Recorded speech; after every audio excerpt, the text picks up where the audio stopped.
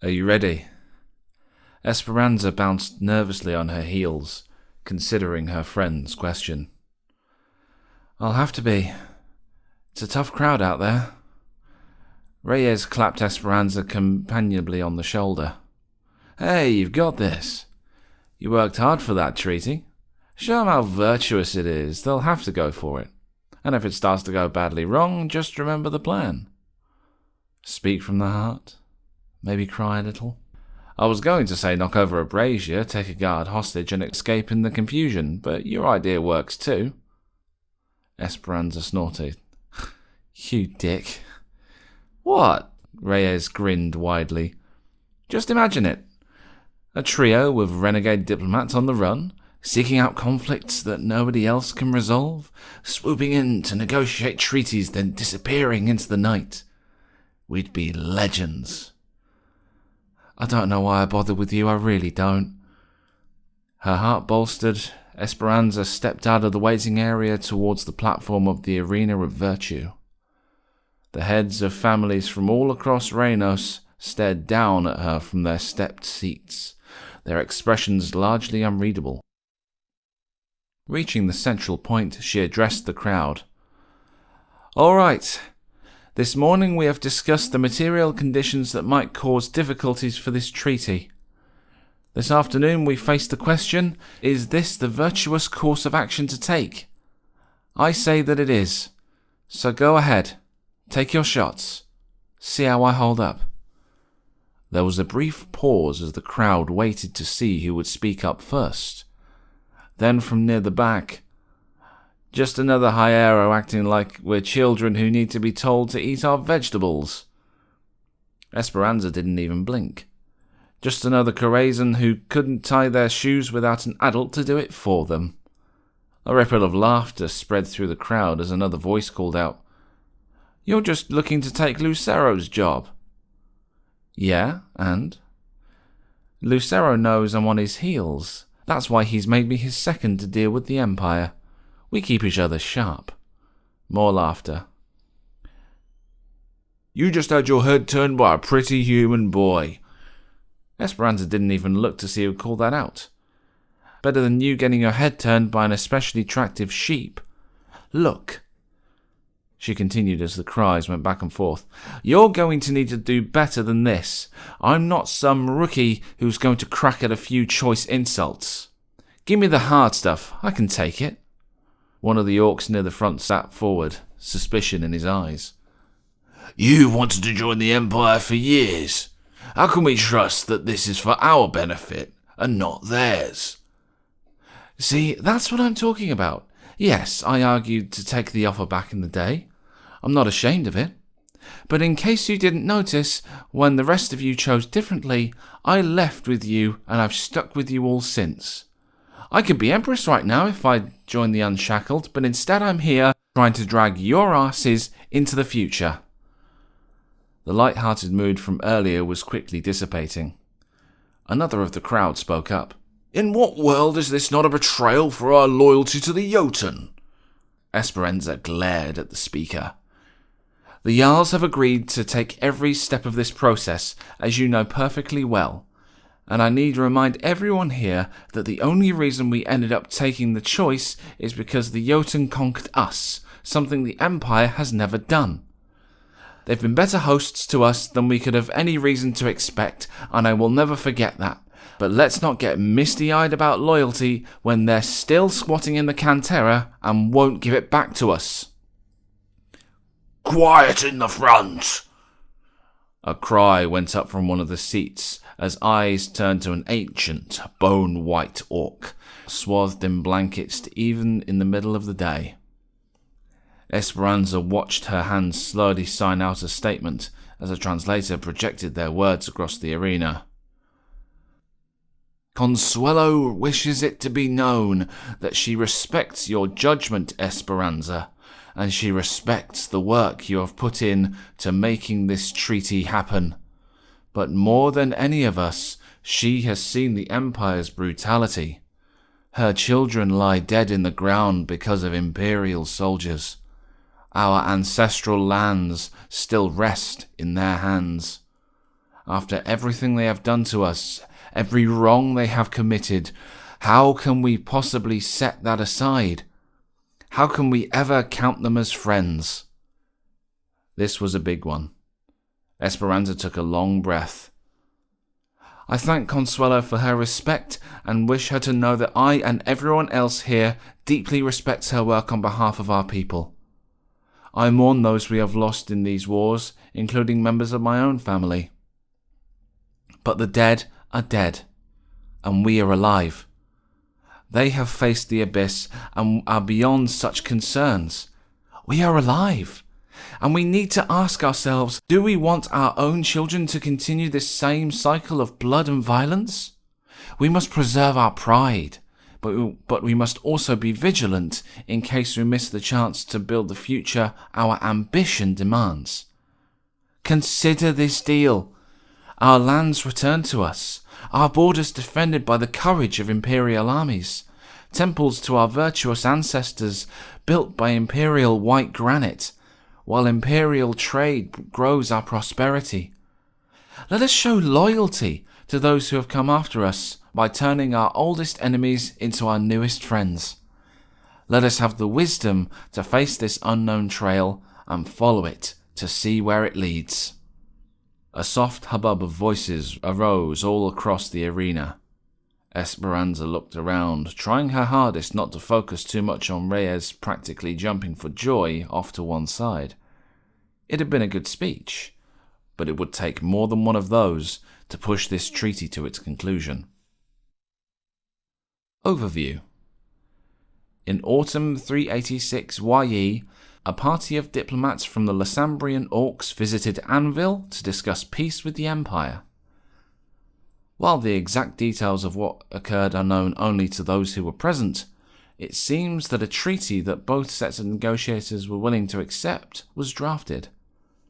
Since then, there have been a flurry of messages back and forth between the Lysambrians and the Imperial Civil Service, as well as the Lysambrians and their Jotun allies.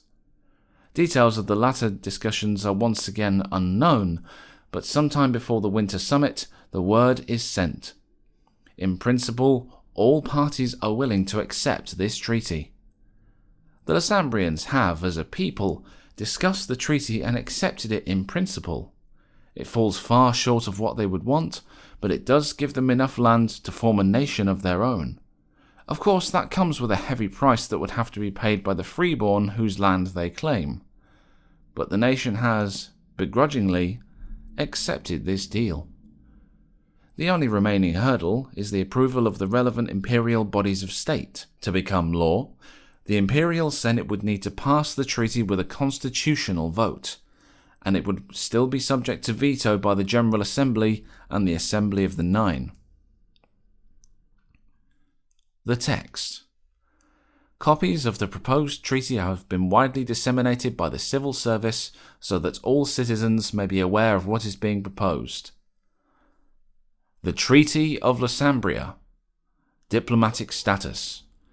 This treaty is between the Cassanian Empire and the nation of Lysambria, which we recognize as independent. The Cassanian Empire will recognize the people of Lysambria as foreigners. Both parties commit to establishing formal diplomatic relations, with any issues to be handled by formal diplomatic channels in the first instance. Any citizen of the Cassanian Empire or Lysambria shall be free to decide whether they wish to change their citizenship to the other nation. The people of Lysambria shall commit and reaffirm that they are not now and shall never be slavers. War and territories. From the signing of this treaty, the armies and independent warbands of Lysambria shall assist in the reconquest of the territories of Karaman, Sagura, Madruga, and Feroz.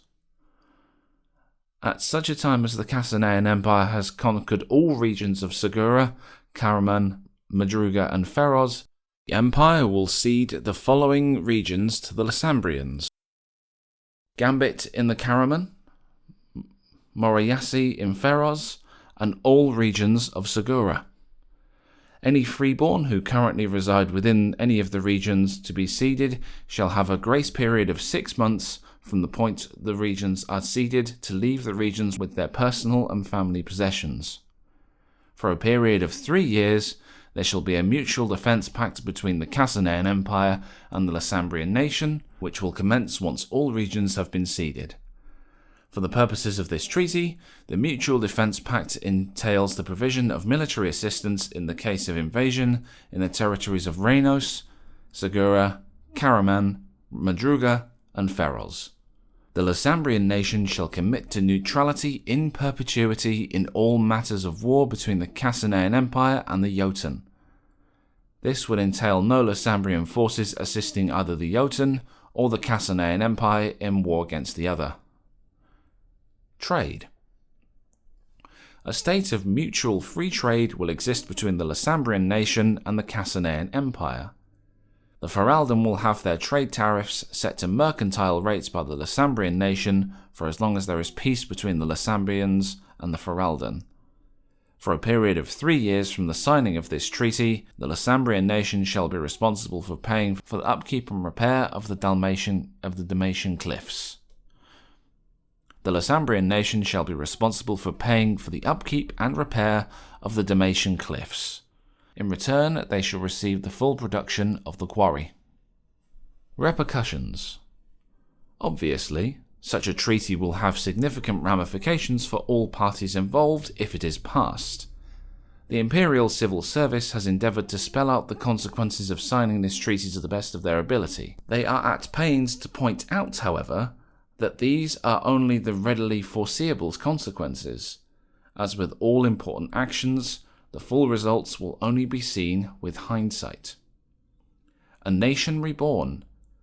The treaty would create a new nation of Lysambria on the edge of the Empire. The Lysambrians would be foreigners. The treaty commits the Empire to the construction of an embassy and the appointment of an ambassador. The first and foremost result of this treaty would be the creation of a new foreign nation, Lysambria. While the Lysambrian hills have long existed as a de facto state on the Empire's southwestern border, that was crushed by the joint efforts of the Jotun and the Iron Confederacy. The new nation would control some of the same territory, but the Lysambrians are clear that they regard this as the rebirth of the old alliance that has fought battles against the freeborn all the way back to the time of the First Empress and beyond. However its inhabitants think of it, the nation of Lysambria would be treated identically to any other nation in the eyes of imperial law. Its inhabitants would be declared foreigners by this treaty, with all of the rights and responsibilities accorded by such status. The treaty's statement on the establishing of formal diplomatic relations would require the construction of an embassy and the appointment of an ambassador, the procedures of which are already clearly defined. The clause spelling out the rights of imperial citizens of either nation to move between them freely is technically unnecessary from the imperial side. There is no law that forbids imperial citizens from leaving the empire, nor any law that prevents foreigners from becoming citizens of any imperial nation should they go through the required procedures to do so. This seems instead to be a statement of intent from the Lysambrians, that they will honour any such decisions from their side. It is uncertain what impact this might have, if any, in the long term, as there is no hint that any of the Lysambrians are interested in joining the Empire. Renouncing slavery should pose little difficulty for the Lysambrians. The southern Orcs survived for years through banditry, but they were never slavers like the Grendel or the Jotun. It is notable that while the Lysambrians exact heavy taxes on foreigners who live in their lands, they do not practice the choice of the Jotun and keep no thralls of their own. A military alliance. The agreement commits the Lysambrians to helping the Empire reconquer the entirety of the Brass Coast. The Lysambrians possess 3 armies and 1 large warband. Cooperation will end once the Empire has retaken all the regions. The Lysambrians have been absolutely clear that they expect the Empire to prioritize this goal. If that doesn't happen, relations with the Lysambrians will quickly deteriorate. The Empire cannot currently complete this goal without the assistance of a navy. If Lysambrian armies enter Madruga or Feroz, they will suffer attrition if they cannot trace supply lines back to Reynos through regions they control. The commitment of the Lysambrians to assist in the reconquest of Imperial territory is not the first time that the Imperial forces have cooperated with foreign orcs in recent years. The armies of the Thule are allies across the Northern Empire, most notably in the conquest of Ossian and Sermasak. While the treaty includes no practical details, presumably the Lysambrians would arrange communication with the Imperial Military Council in order to put together a unified campaign plan. The exact force numbers are not public knowledge, but the Lysambrians are known to field 3 armies: the Hiero, the Corazon, and the Escuta.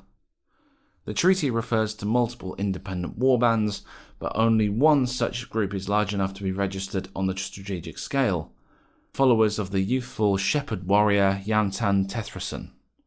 The Lysambrians have confirmed this as the limit of their forces. By the wording of the treaty, the military cooperation would continue until all regions of the 4 named territories, Karaman, Segura, Madruga, and Feroz, were in Imperial hands.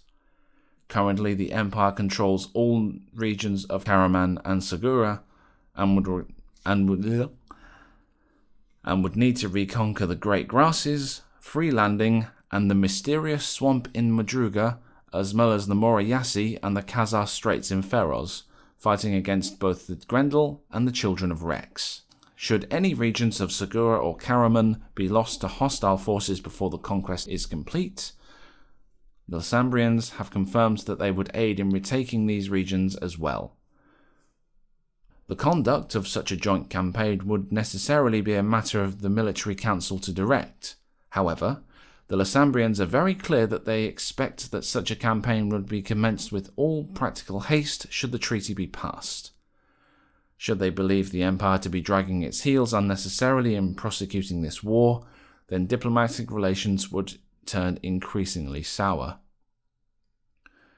The fact that the Empire is currently unable to invade either Free Landing or the Khazar Straits without the aid of a navy will cause major problems.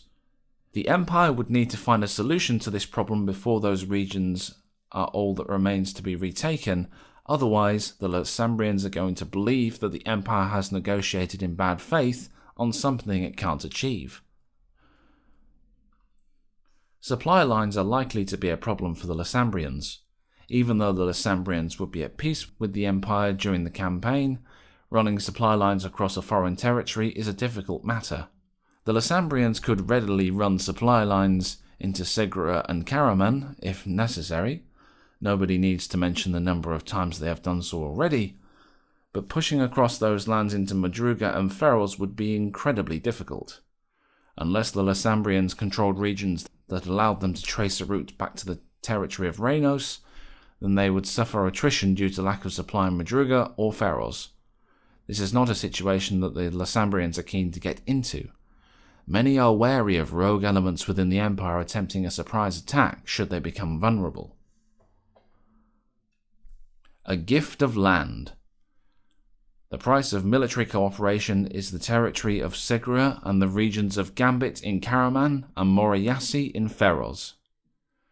Segura contains a number of very valuable assets and the Iron Quanat, which is crucial to the supply of freeborn armies. Morayasi contains the spice gardens of Feroz and the seat of the Incarnadine Satchel. At the point where the Senate moved to cede Segura, Gambit or Morayasi, it could be vetoed by the Freeborn Assembly. If the land was not ceded, the military council could allow the Lysambrians to conquer the land. This strategy would be reliant on unanimity from the generals of the military council. Any citizens who continued to operate their resources in Segura would suffer the conquered territory penalties. Upon completion of the reconquest of the Brass Coast, this treaty requires the ceding of all of Segura, as well as Gambit in Karaman and Morayasi in Feroz. While Gambit contains no strategic resources beyond the personal property of the freeborn who live there, Morayasi is home to the fortification of Mora's Rock and the legendary spice gardens of Feroz, and is the seat of the Incarnadine Satchel. As such, the keeper of the spice gardens would lose access to their bounty of herbs and spices, again, and the offices of the Satchel would be permanently lost.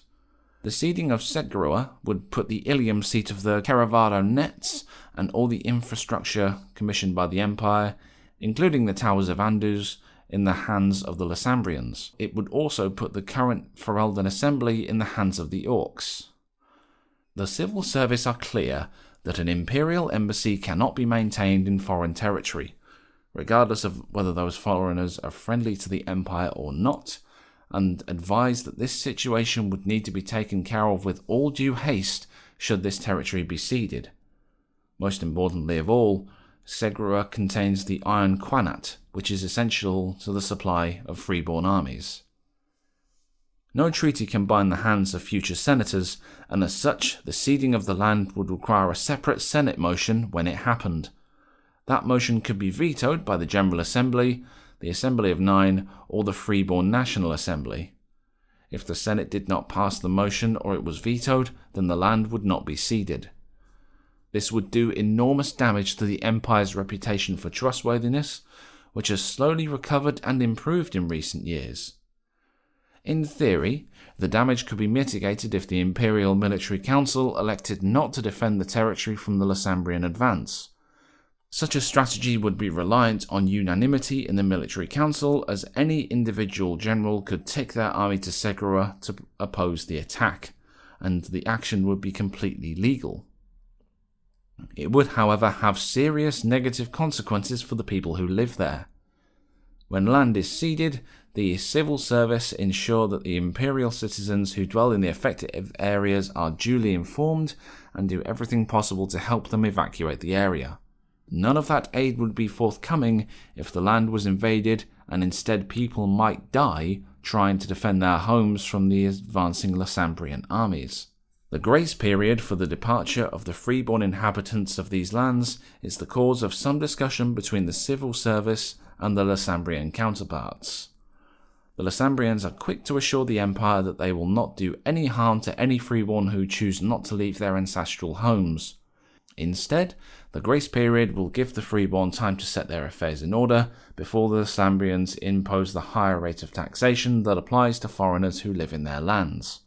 However, the civil service would withdraw all but the most basic of support upon the territory being ceded, meaning that any freeborn taking advantage of this grace period would still take penalties to their personal resources for living in conquered territory. A prosperous future. The Imperial Senate would lose the taxation from Segura, Gambit, and Moriyashi. Trade with the Lysambrians would provide a small gain to the Imperial Treasury. Improved trade with the Ferelden could provide a small gain to the Imperial Treasury. The Lysambrians have a long history of war with the Ferelden. Giving operation of the Damatian Cliffs to the Lysambrians would require a constitutional vote to pass the Senate and could be vetoed by the Assembly of the Nine. The Empire would no longer be able to collect taxes from Segura, Gambit, and Moriyashi. The Master of the Imperial Mint has the information on the taxation produced by the territory, but the civil service do confirm that Segura is an extremely wealthy territory whose current inhabitants pay a significant amount into the Imperial Treasury. The situation would take some time to stabilize as the Lysambrians begin to exploit and trade the resources of their new homes, but eventually the trade between them and the Empire would provide some income to the Senate. The Treasury would not make as much money as it otherwise might if the Lysambrians paid mercantile tariffs, so the sums would not be large. Currently, the Lysambrians exact heavy tolls from Ferelden traders passing through their lands, which has a significant chilling effect to the overall trade between Ferelden and the Empire. The Lysambrians relaxing their stance towards Ferelden merchants would lead to an increase in tax revenue, as more caravans would take the chance to sell their wares in the Empire. It is impossible to make a precise prognostication of the amounts because it is too far in the future and there are too many factors, but tax income from Ferelden could improve by 20% or more. Such arrangements would only last as long as peace persisted between Farad'n and Lysambria. While nobody has voiced any specific plans for war, the Lysambrians have a history of conflict with the Farad'n every bit as long and bloody as their wars with the Empire. Nobody can be certain what the future might hold. For the duration of the treaty, the Damatian Cliffs would incur no upkeep costs to the Senate, and the full bounty of white granite would be given to the Lysambrians. The Lysambrians have indicated that they would not interfere with the running of the quarry in any way, allowing the families who have traditionally worked there to continue exercising their prosperity according to their regular customs. Should this treaty be passed, then the Halder of the Bourse seat, currently Naomi of Felix's watch, would be refunded a portion of the money they bid to buy the seat from the imperial treasury, just as it would if the seat had been conquered. The leasing of the Damatian Cliffs is another first in imperial history.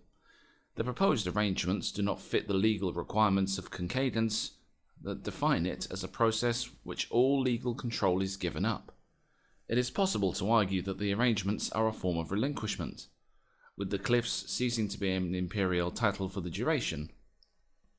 But that power makes a Bourse resource subject to a new vote of allocation, which cannot be the case here. Ultimately, the Constitutional Court agreed that it is not unconstitutional for the Senate to enact this as part of the treaty, but since the authority is equivalent to that assumed by relinquishment of concedance, it must be treated the same.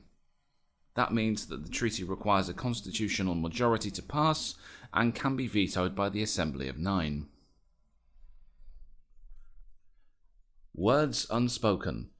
The treaty is wide-ranging in its scope and has numerous profound implications, yet the civil service are quick to point out that the actual text of the treaty is only the beginning.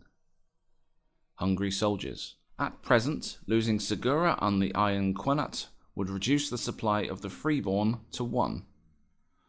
If the underpopulated quantity was removed from Pharos, then the supply of the Brass Coast would be reduced to 2 when Segura was ceded. The armies of the freeborn have recently suffered from severe disruption to the upkeep of their armies. This treaty raises the spectre of what will happen after Segura was ceded. In this case, the numbers are ominous. The freeborn have been able to support 3 armies only because they controlled 4 territories. Indeed, this by itself was not enough, and the Iron Quanat was required to allow Segura to increase the supply of the freeborn armies. When the loss of single regions of Karaman and Pharos would be survivable, the loss of the entire territory of Segura would not. With things as they stand now, the loss of Segura and the Iron Quanat would mean the freeborn would only be able to support a single army. This problem has been compounded by the devastation left by Rahab in Faroz. A fully functioning and healthy Faroz would contribute only so much to the imperial war effort, but in its current state its contribution is badly curtailed. If the problem of underpopulation in Pharos could be resolved before Segura was ceded, or after, then the freeborn would be able to support 2 armies. Shared virtue. The Lysambrians pursue the 7 virtues, but they do not follow the way. It would require a drastic change of circumstances for the Lysambrians to convert to the way. The Lysambrians are deeply committed to their faith, and the 7 virtues have rapidly come to permeate all aspects of their society. This common faith has helped to bring them to the negotiating table, and will likely form the bedrock of any future relations between Lysambria and the Empire. However, these similarities only go so far. The Lysambrians embrace the virtues wholeheartedly, but have no interest whatsoever in the doctrines of the Way. Those who have interacted with them describe the Lysambrians as deeply anti-clerical, rejecting the authority of the Imperial Synod and having no corresponding religious body themselves. While they acknowledge that there are some whose knowledge of the virtues is greater and more worth listening to, there is a strong and pervasive belief in their society that each individual must seek a deep and personal understanding of the virtues within themselves. As such, the Lysambrians might notice statements in the Imperial Synod that they would have no power to sway them in their beliefs. They are on their own path towards virtue, and while they may engage in mutual discussion, they would certainly not take kindly to any attempts to tell them that they are doing it wrong. It would take a drastic change of circumstances for the Lysambrians to embrace the way. The Jotun question. The Lysambrians claim that the Jotun are prepared to allow them to leave the nation. The Jotun have confirmed this unusual state of affairs, but provided no reasoning for their actions. Accepting this treaty will not damage relations with the Jotun. Betraying the Lysambrians would outrage the Jotun. Keeping faith with the Lysambrians would help the Empire prove that it can be trusted. The Lysambrians are adamant that the Jotun will never convert to the way. The Empire recently devoted the work of the Prognosticator's Office to appraise the possibility of peace with the Jotun. Naomi of Virtue's Rest identified the possibility of this treaty in her assessment of the Jotun. While the Lysambrians are held apart from the rest of the Jotun by their faith in their heritage, they are still accepted by their more northerly brethren as being Jotun, at least for now. The treaty would bring an end to that relationship. The Lysambrians would no longer be part of the Jotun nation. The Lysambrians claim to have negotiated their own treaty with the Jotun, which will come into force if the Empire commits to their part of the process. It is not clear why the Jotun would simply permit the Lysambrians to leave, taking 3 Jotun armies with them. Lysambrians are adamant that they have agreed to it. It is impossible to be confident of the full impact that these negotiations might have on the Jotun, given that the Empire has no information on their reasoning. What is clear is that these negotiations and the treaty, if it happens, won't make matters worse. In the absolute worst case scenario, that the Lysambrians are lying about the Jotun acceptance of their wish to leave, then the Jotun would be furious with the Lysambrians. They won't blame the Cassanian Empire, which can reasonably claim that the Lysambrians stated that they have had Jotun agreement to leave. The Grendel, the Thule, or the Druge would react very badly to these negotiations, but the Jotun's sense of honour sets the tone for all diplomatic relations with them. Naomi's report identified the many complex and interlocking factors that have kept the Empire and the Jotun in a state of war in recent years, and it will take a lot more than one successful negotiation to significantly shift that balance. However, the Empire's conduct here will be noted by the Jarls of Calcea and Narkist. There are still some among the Jotun who claim that the Empire are fundamentally treacherous and untrustworthy. A clear demonstration that the Empire can give and stick to its word will help Imperial negotiators push back against this perception. What would engage the Jotun is if the Empire betrayed the Lysambrians. Such a move would likely to rebound to the advantage of the Jotun nation, as the Lysambrians would bend the knee to them again, taking their armies with them. However, Naomi of Virtue's Rest stresses that such actions would outrage the Jotun's sense of honour and would only make them less likely to sue for peace at some point in the future. There is some discussion on the role of religion in the relationship between the Lysambrians and the Jotun.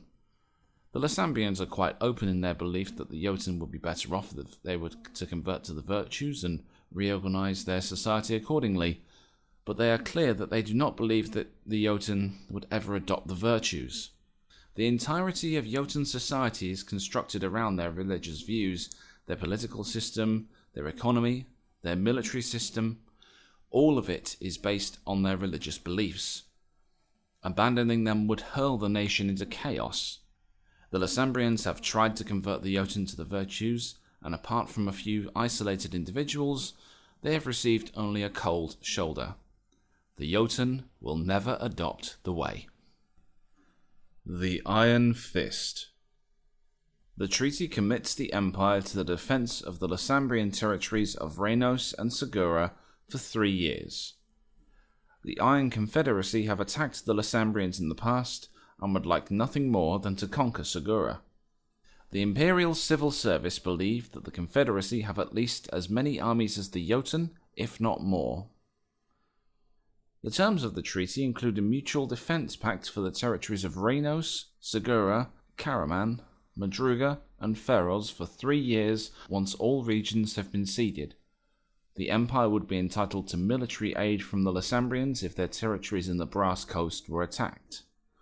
It is clear from discussion with the Lysambrians that they view this as the provision of armies to assist with the defence of these lands. The cost for this benefit is reciprocity. If the Empire sign the pact, they are publicly committing to the provision of military assistance to aid the Lysambrians if they are attacked by their neighbours. Offers to defend a neighbour have not gone well for the Empire in the past. The defence of Farad'n was a major factor in dragging the Empire into the more recent war with the Jotun. The phrase military assistance is vague and puts no specific requirements on the nature of such assistance, but the Lysambrians are clear that they would expect both parties to make a good faith effort to protect their allies in the event that this clause is activated. The treaty doesn't specify what form this military assistance must take, but the Lysambrians are clear that they would expect the same level of assistance that they can offer. 3 armies as the minimum. The nature of the pact is specifically one of defence. The Lysambrians are clear that they would not expect the Empire to assist them should they invade the lands of any other nations, nor would they assist the Empire in any offensive campaigns of their own. The Lysambrians would have 3 other neighbours besides the Empire once this treaty is passed. The Lysambrians are confident that the Jotun won't attack them in the immediate future, and it is hard to imagine that the Farad'n would launch an attack on a nation in a defence pact with the Empire. That would be a disaster for them. However, the Iron Confederacy are a serious threat. They allied with the Jotun to launch a full-on invasion to split the lands the Lysambrians held between them. It is difficult to know what motivates the Sirani, but 2 things are clear. They have no love for orcs, and they would clearly love to claim the wealthy territory of Segura as their own. If they invaded Lysambria, the Empire would be forced to choose between breaking their pact with the Lysambrians or risking all-out war with the Iron Confederacy. To compound this, the Iron Confederacy controls the territory that the Lysambrians know as Kalino, and the Sirani have renamed to Arbonne. The Lysambrians are not blind to the power imbalance between them and their southern neighbours, but their pride still stings at their loss, and their ambition is as keen as ever. A unilateral war against the Iron Confederacy would be tantamount to suicide, but if the Empire were to back them, then they would dearly love to restore their ancestral holdings. It is unlikely that such agitations would begin immediately, but if recent history has proved anything, it is that the Lysambrians can be very single-minded.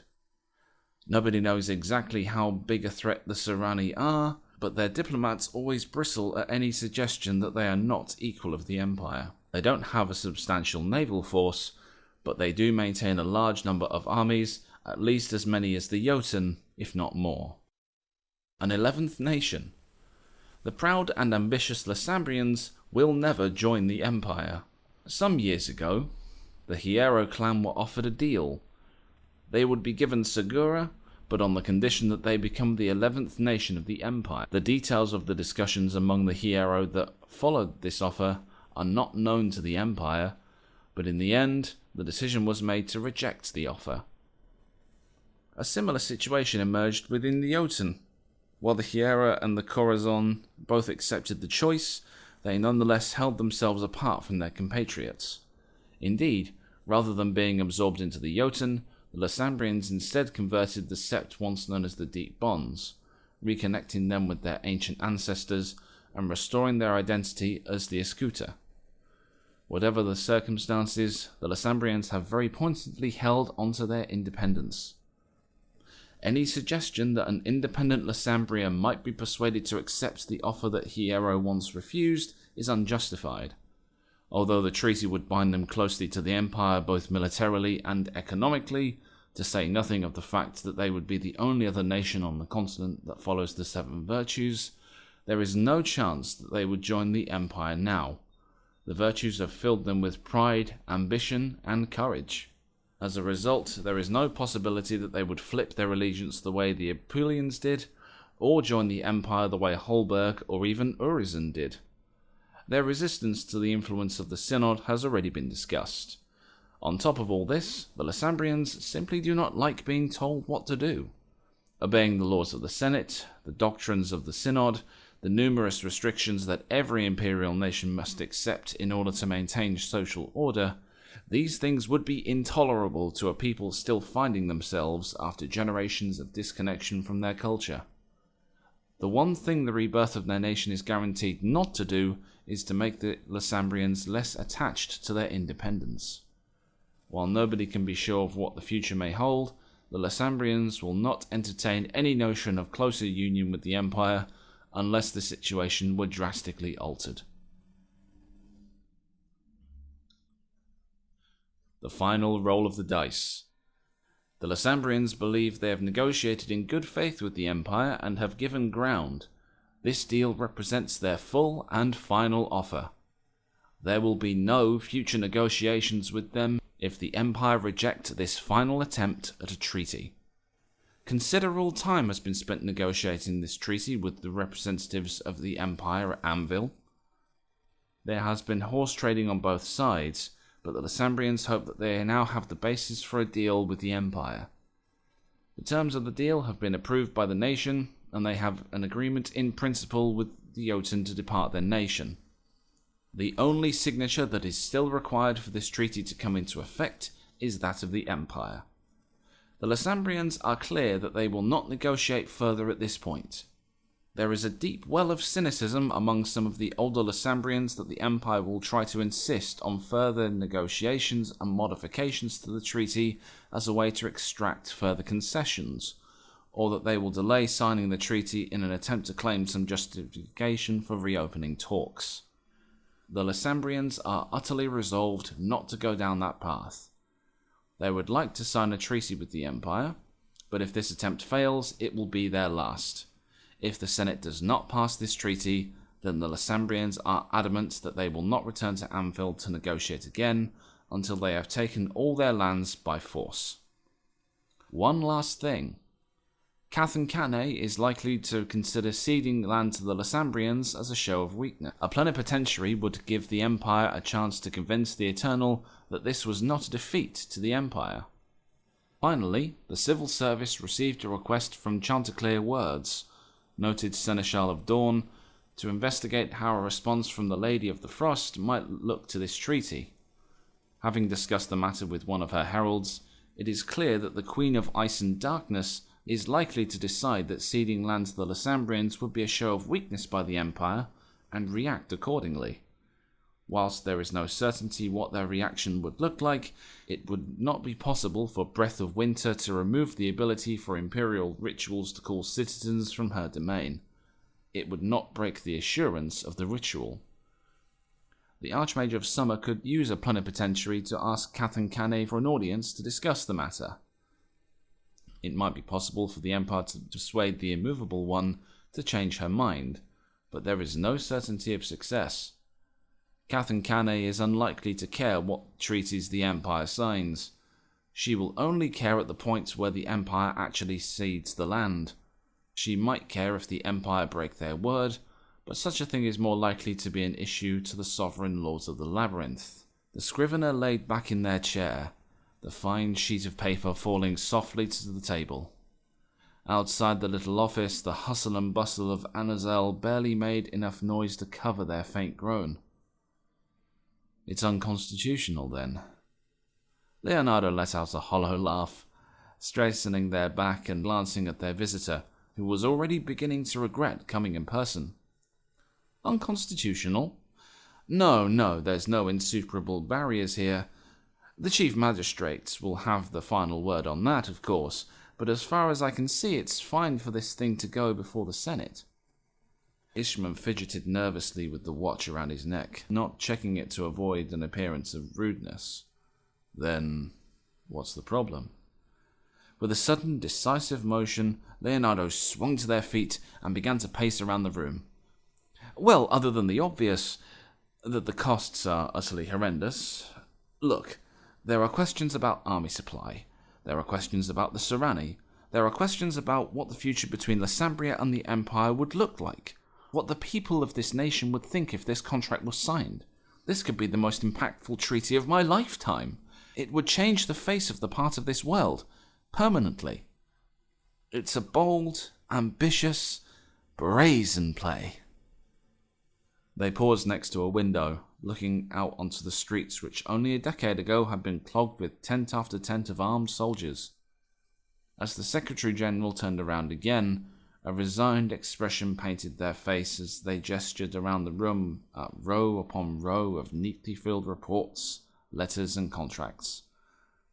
The problem, my friend, is that if this goes ahead, I need to get a lot moved out of here before property prices crashed.